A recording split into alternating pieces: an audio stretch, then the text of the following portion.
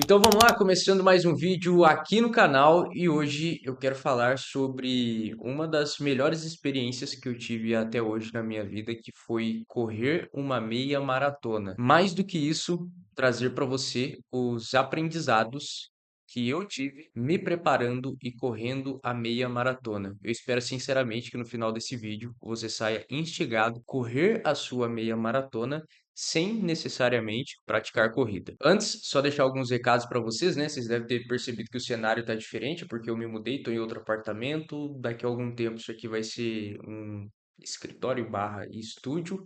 Então, dentro de uns 40 dias a gente vai ter um cenário, porém, no momento, esse não é o caso. Também recomendo que você me acompanhe nas outras redes sociais.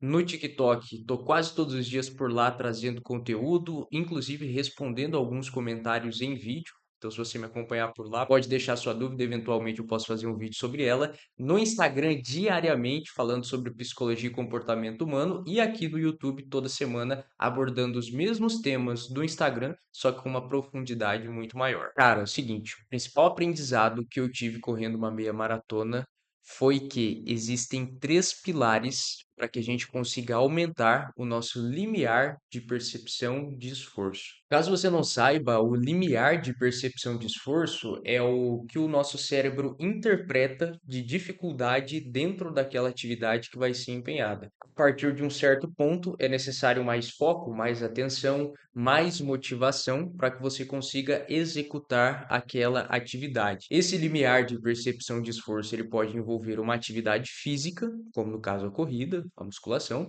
e ele pode envolver também outras atividades psicológicas ou cognitivas, regulação emocional, aprendizado de um novo idioma, né? Tudo isso mexe com o nosso limiar de percepção de esforço. Imagina uma pessoa que está habituada a correr 5 quilômetros. O limiar de percepção de esforço dela para correr esses 5 quilômetros é muito baixo.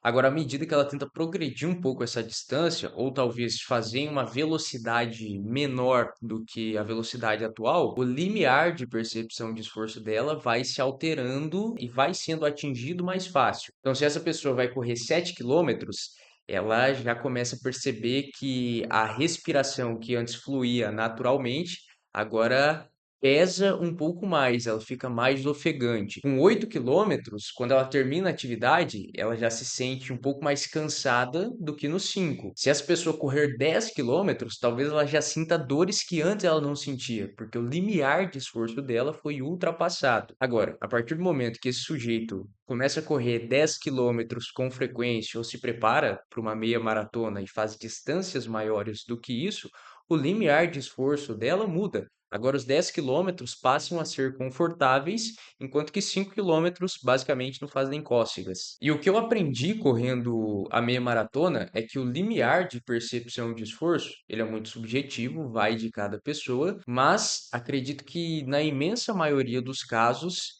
ele vai passar por três etapas, que são preparação, tempo e execução. Sobre o primeiro deles, a preparação, isso acontece semanalmente nos treinos, conforme o seu corpo vai sendo submetido a diferentes tipos de estímulo. Por exemplo, eu treinava 3 vezes por semana e nesses 3 treinos eu tinha um objetivo diferente para cada um. Normalmente, o primeiro treino da semana era um treino onde eu fazia uma rodagem um pouco mais leve. Normalmente era um treino que envolvia ali seus 6, 7, nas semanas finais 8 quilômetros, em uma velocidade mais estável, como se fosse num ritmo de prova. Um segundo treino, e esse treino eu costumava fazer ele mais ou menos na quinta-feira, que era um treino de velocidade, ou seja, eu corria distâncias mais curtas, com uma intensidade um pouco mais alta.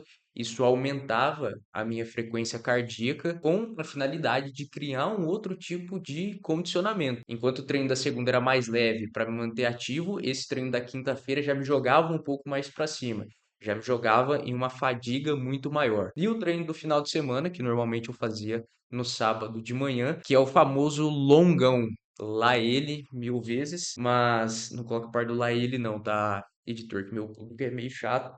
cara me cancelar é 2 palitos. Mas no final de semana, então, era o famoso longão, que é quando a gente faz distâncias maiores, e isso visa uma performance mais próxima da prova, já que para correr 21 quilômetros, né, você vai precisar percorrer uma grande distância. E o que eu percebi nessa primeira etapa para aumentar o limiar de percepção de esforço, né, nessa primeira etapa onde a gente fala de preparação. Nas primeiras semanas, conforme o meu corpo ia sendo submetido a diferentes tipos de estímulo, eu sofria muito mais. Apesar de eu ser uma pessoa que já praticava corrida antes, eu não tinha uma rotina muito bem estabelecida, então eu não tinha dias específicos para treinar. Minha rotina maluca, trabalhando bastante, muitas vezes já cansado psicologicamente. E aí chegava no dia do treino, né, no dia e no horário específico, eu tinha que ir lá e cumprir aquilo. Então, nas primeiras semanas, até que o meu corpo começasse a se habituar a esses novos estímulos, foi muito difícil. Eu lembro que eu terminava treinos muito cansado, com muitas dores.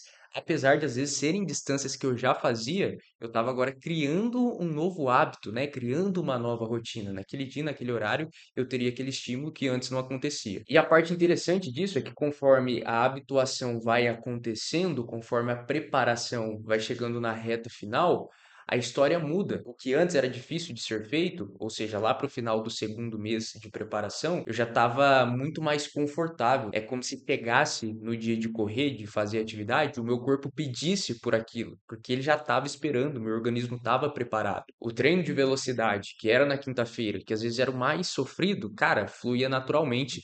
Às vezes eu chegava para fazer o último tiro, né? Que às vezes é dividido em tiros. Então, sei lá, vão ser 5 tiros de 500 metros, tantos tiros de 1 quilômetro. Lá no início da preparação, quando chegava no último tiro e eu já estava esgotado, parecia que eu ia infartar a hora que acabasse o treino. Já nessa parte final da preparação, quando chegava às vezes na quinta-feira, que era o treino do tiro, chegava no último tiro, parecia que eu estava com mais disposição, que eu tinha mais energia para fazer do que no início. E é muito louco, porque a distância ia aumentando. Então, em teoria, né, eu teria que estar mais cansado, mas não, cara, eu estava melhor, eu me sentia melhor, mais preparado para fazer aquilo. Segundo ponto é o tempo. E quando eu falo em tempo, esse tópico pode ser dividido em duas partes. Primeiro, o tempo de preparação, já que você vai abrir ali 2 ou 3 meses da sua vida para se preparar para um único dia. Então, primeiro tem essa percepção de tempo, de tipo, cara, eu tô indo para 8 ou 12 semanas.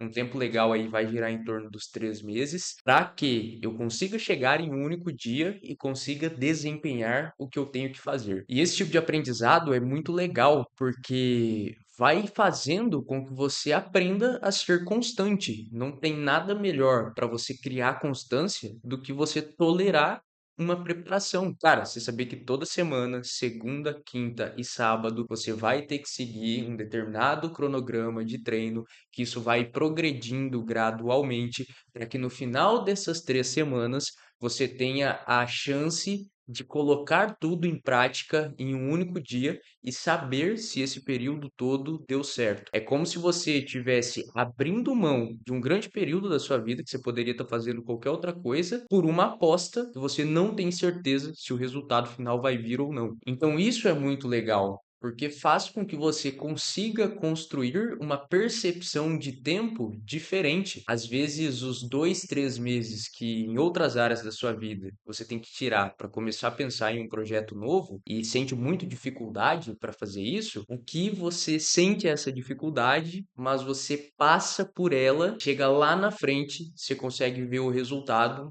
olhar para trás e ver que valeu a pena fazer tudo. A segunda parte, dentro do fator tempo, que me trouxe um aprendizado absurdo, é no que diz respeito a prioridades. Uma coisa que eu aprendi muito foi: o nosso dia só tem 24 horas. Se você quer fazer isso, você vai ter que abrir mão de alguma coisa para que você consiga fazer isso. No meu caso, uma das coisas que eu abri mão nesse tempo de preparação para a meia maratona foi a musculação. Durante toda a minha vida, eu sempre pratiquei musculação. Eu acho que eu iniciei muito novo, ali com 13 ou 14 anos. Parei por um período, voltei com 15 ou 16 e até hoje, né, tô aí frequentando academia. É algo que é muito bom, massa muscular. É vida, né, cara? Se tu fica doente, é o que seu corpo precisa aí para lidar com as coisas. No longo prazo, é o que vai te trazer qualidade de vida no sentido de movimento, conseguir fazer, desempenhar diferentes funções. Enfim, então eu sempre tive isso muito em mente, sempre fui muito de ir para academia. No entanto, os horários que eu tinha para treinar,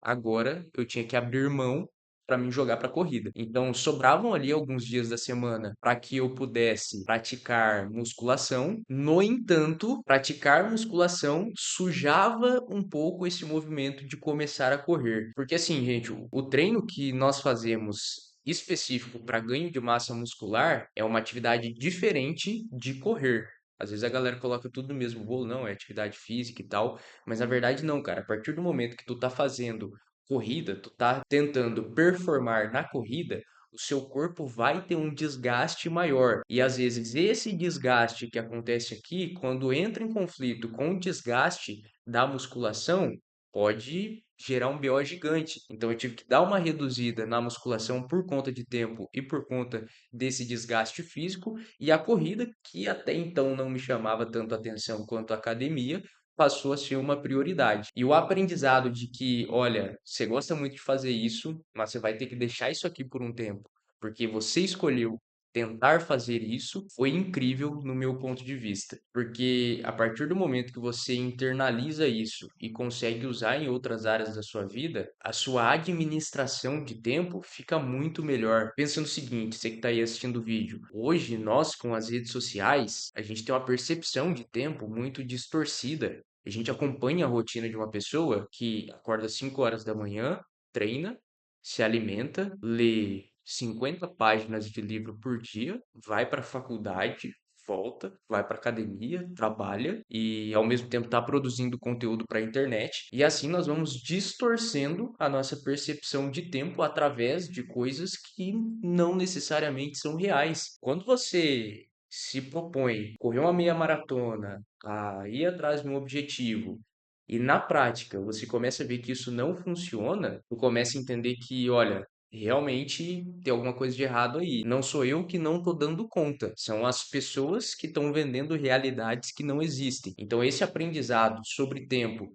tanto de tolerar o tempo de preparação, escolher abrir mão desse período, quanto entender que meu dia só tem 24 horas e que naquele momento a musculação não era mais tão importante, as minhas prioridades eram o meu trabalho e esse objetivo que eu tinha definido, fez com que a corrida passasse a ter um valor diferente para mim, especialmente a prova em si, a meia maratona, tivesse um valor diferente para mim também. O terceiro ponto é a execução. A execução é a hora do vamos ver, né? Quando tu tá lá na prova e você tem que seguir o passo a passo, você tem que colocar em prática tudo aquilo que você construiu de aprendizado, mais as dicas do seu treinador e seguir alguns pequenos passos para que a prova consiga acontecer da melhor maneira possível. No meu caso, o que que eu percebi? Que na meia maratona, a primeira vez que você vai correr a sua meia maratona, você precisa muito saber conter a euforia inicial. Porque o que acontece é o seguinte: durante o ciclo de preparação, você não vai correr os 21 quilômetros.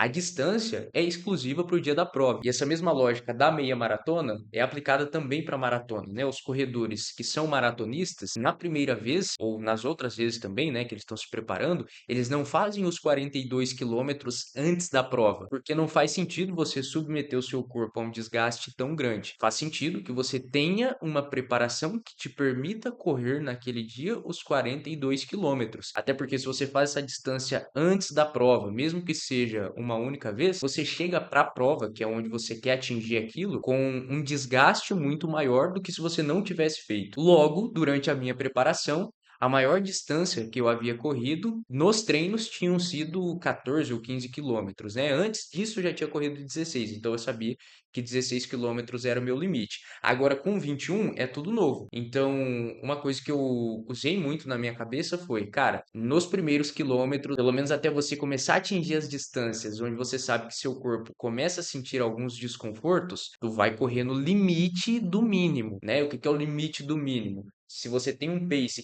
que é o meu caso, né? Um pace ali que é bem leve para mim, seria um pace de 6:30. Cara, eu vou levar perto desse pace aí, pelo menos até o quilômetro 10. Dali para frente eu vou sentindo a prova e vou tentar me arriscar. E foi o que eu fiz. E de certa forma isso é torturante, né? Porque no começo você vê todo mundo correndo, indo com muita vontade, às vezes muitas pessoas vão te passando, a prova tá legal, tu tá entrando no clima, mas você tem que segurar a euforia, porque é a primeira vez que você tá correndo 21 quilômetros, mais do que sair feliz no começo, você tem que chegar inteiro no final. E durante a execução, sempre surgem algumas dificuldades. Por exemplo, eu tenho asma, ou seja, se o clima está um pouco mais frio ou vento mais gelado que o normal, às vezes acontece de ter obstrução das vias aéreas. Foi o que rolou. Eu já sabia que o clima em Floripa, naquele dia em específico, ia estar meio frio, fui com uma camisa de manga longa para a prova, usei a minha medicação para asma, mas ainda assim, conforme eu comecei a correr, conforme o dia estava amanhecendo ainda, o frio, o vento gelado aparecia. Então, às vezes a gente passava por alguns locais, alguns trajetos mais abertos, o vento vinha cortando, eu começava a tossir, era hora de reduzir um pouco a passada e ir respirando conforme dava. A tosse, mantendo ela, né? Porque não tem o que tu fazer, você tem que tossir para ajudar um pouco o seu organismo. E fui indo. Depois de um horário, quando o sol começou a aparecer, ainda tinha um vento gelado, mas em alguns trajetos tinha muito sol, e isso ajudava a aquecer o corpo, e aí começou a melhorar um pouco a situação. Então, assim, com 10 quilômetros mais ou menos, eu já estava curtindo bem a prova, já tinha passado esse perrengue inicial do vento gelado, da ausência de sol, de calor. Como eu falei, né, eu já tinha atingido uma distância que eu tinha colocado como uma linha de corte para me manter aquele pace, aquela velocidade mínima.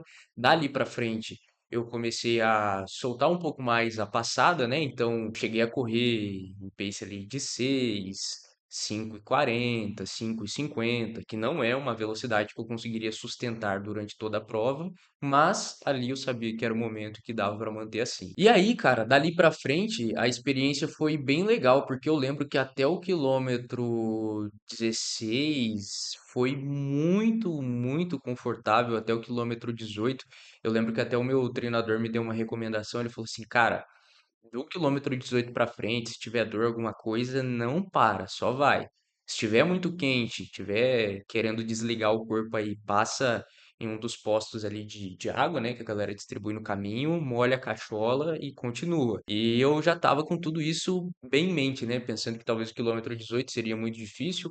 A minha namorada tinha falado pra mim isso também, que olha, depois do quilômetro 18 o bicho pega, então fica meio preparado, se der dor, alguma coisa, não para, vai, vai, porque é só mais 3 quilômetros e você consegue terminar. Eu fui indo, quando chegou no quilômetro 16, parecia que eu tava no meu melhor momento da prova, eu senti meu corpo muito leve, muito confortável, eu não tava com dor, tosse já tinha passado há muito tempo, e eu consegui sustentar até o quilômetro 18, né? Então eu corri 2 quilômetros ali dentro de um pace de 5:40 ou 5:50, que não é uma velocidade que eu corro normalmente. Isso até me surpreendeu positivamente, né? E eu cheguei no quilômetro 18 inteiro. Cara, eu cheguei assim muito de boa. E isso até meio que me assustou. E aí, no quilômetro 18, quase no 19, eu comecei a sentir algumas dores. E no momento eu já pensei comigo, cara, só pode ser meu corpo me sabotando, porque não faz o menor sentido. Eu tava me sentindo muito bem até agora, do nada virou uma chave, porque passou o quilômetro que todo mundo fala e vou começar a ficar mal. Então eu comecei a sentir muita dor aqui no peito, e é uma dor assim que parece que é um pouco daquela dor de respiração, conforme a gente respira dói, mas é também muito muscular, né? Porque tu fica o tempo todo no mesmo movimento, com os braços sempre flexionados. Poucas são as vezes que você lembra de estender os braços e deixar, né, a postura um pouco melhor. Então, assim, uma dor natural, mas eu falei, eu vou com ela até o fim, vou com ela até onde dá e não vou parar por conta disso. Porque no momento que a dor aparece, isso quem corre, acho que passa pela mesma situação. Se você cede para ela, ou seja, você para, fala assim, não, vou parar, vou descansar, a hora que a dor passar, eu volto a correr. Cara, você não volta mais, porque todas as vezes que você tenta voltar, a dor aparece mais forte. Então você tem que continuar com ela, porque naturalmente vai embora, é inexplicável. Isso é só uma coisa que a galera que corre vai conseguir entender. Depois disso, cara, a prova tá tecnicamente encerrada. Faltando 2, 3 quilômetros ali, é você aguentar a sua mente querendo ser ansiosa, né? Querendo que as coisas acabem logo. E foi mais ou menos o que aconteceu comigo, né? Depois do quilômetro 18, 19, eu fui esperando até o fim. Fui percebendo mais as pessoas ao redor e o relato delas. Tinha muita gente querendo desistir, muita gente falando que não estava conseguindo. Vi galera ligando de vídeo para conversar com familiar, muita gente usando a prova como superação. E eu fui meio que me apegando nisso, fui jogando minha atenção para isso, porque né, nessas retas finais, quando eu consigo chegar inteiro, que foi o caso da prova, normalmente o que me pega um pouco mais é a ansiedade de acabar logo, né? Tolerar o tempo e não o cansaço em si. Então eu usei isso, né, para conseguir tolerar esse tempo final e deu tudo certo, consegui concluir a prova. Foi muito interessante, porque eu terminei a prova muito cansado, mas apesar disso eu não tive muitas dores. Normalmente quando se corre aí distâncias tão longas quanto 21 quilômetros ou 42, você costuma terminar bem cansado e bem quebrado. Às vezes no dia você não sente tanto, mas no outro dia é muito forte. E comigo não, comigo nem no outro dia eu fiquei cansado, então deu pra ver assim que eu segui realmente o passo a passo certinho. A preparação deu muito certo, meu treinador conseguiu encaixar muito bem as rotinas, os treinos, respeitando também meu organismo, até porque eu fiquei com gripe 2 vezes durante a preparação. Então foi assim, algo bem complicado. Foram 2 semanas que eu perdi de treino, que não teve como performar. E aí, para compensar essas 2 semanas perdidas, a gente encaixou muito treino de bike para fazer base aeróbica.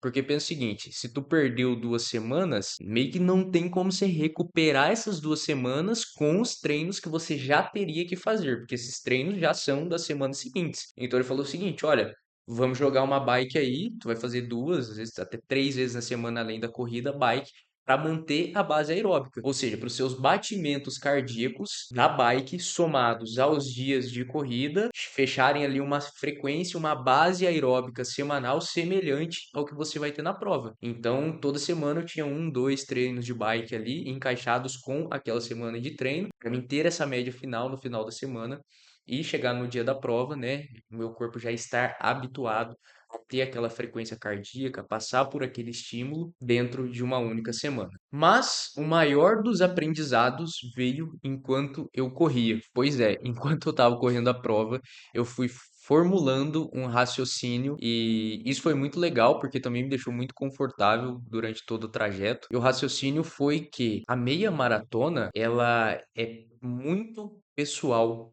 Ela varia muito de pessoa para pessoa, porque a sua meia maratona não precisa ser os 21 quilômetros. Muitas vezes a meia maratona que você está correndo aí é um novo hábito que você quer construir, é um vício que você quer deixar de lado, é um projeto, um empreendimento que você está começando. E se você estender tudo aquilo que nós debatemos por aqui para outras áreas da sua vida, você vai perceber que para aumentar o seu limiar de percepção de esforço, você não precisa necessariamente correr uma meia maratona, mas você precisa de preparação, tempo e execução. Você aí que está tentando deixar um hábito ruim, você precisa se preparar para isso. Você precisa buscar informações, buscar ajuda de um profissional. Você precisa entender qual é a sua relação com o ambiente. Você vai precisar de tempo, muito tempo fazendo determinadas coisas. Você vai precisar de tempo abrindo mão de coisas que são importantes e legais para você, visando atingir esse objetivo final. E você vai precisar executar isso. Não adianta você se preparar, você usar o seu tempo e você não pôr em prática as coisas que precisam ser colocadas. E o mesmo vale para você que está assistindo esse vídeo e tem um objetivo, para você que está assistindo esse vídeo e está começando um novo empreendimento. Cara, preparação, tempo e execução. Fazendo isso, você vai conseguir correr a sua meia maratona. Você vai conseguir chegar lá no final e dar conta do seu objetivo. Não porque isso é um pré-requisito, mas porque isso aumenta o seu limiar de percepção de esforço. Fazendo isso, esse nível que antes era muito difícil, ele passa a ser fácil. O nível difícil é esse. Você continua fazendo, isso é fácil. E agora tem um outro nível que é mais difícil. Ao passo que esses níveis são atingidos, você vai crescendo, você vai progredindo, tu vai atingindo aquilo que você quer. Então, uma dica que eu dou para você é literalmente e não literalmente corra 21 quilômetros, corra a sua meia maratona. Porque correr 21 quilômetros te ajuda a ir mais longe em outras áreas e ir mais longe em outras áreas te mostra o quanto é importante correr uma meia maratona através de preparação, tempo e execução. Esse foi o vídeo de hoje. Espero que você tenha gostado e espero que isso sirva para você de uma maneira positiva que te incentive a continuar buscando os seus objetivos, continuar agindo de acordo com aquilo que é importante para você. Agradeço a todo mundo, um abraço e até mais. E quero saber aqui de você que já correu uma meia maratona ou está correndo uma meia maratona, seja ela praticando corrida ou não, se você acha que esse raciocínio faz sentido. Vamos conversar, deixa sua opinião nos comentários. Um abraço e até mais.